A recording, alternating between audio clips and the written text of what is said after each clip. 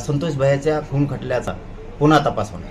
पण धनंजय मुंडे 302 मध्ये आहे, त्याला घेतलंच पाहिजे. धनंजय मुंडेला पैसे पाहिजे होते.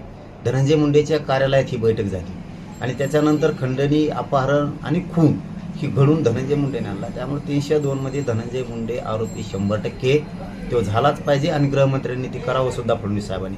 जर केला नाही तर एक ना एक दिवस बदलणार आणि या संतोष भैयाच्या खून खटल्याचा पुन्हा तपास होणार. पण धनंजय मुंडे 302 मध्ये आहे, त्याला घेतलंच पाहिजे. हे जे आरोपी आहेत यांनी जे आता कबुली दिली की खून आम्ही केला, अपहरण आम्हीच केलं, त्यांनी हेही सांगितलेलं असावं की धनंजय मुंडेच्या सांगण्यावरूनच आम्ही केले.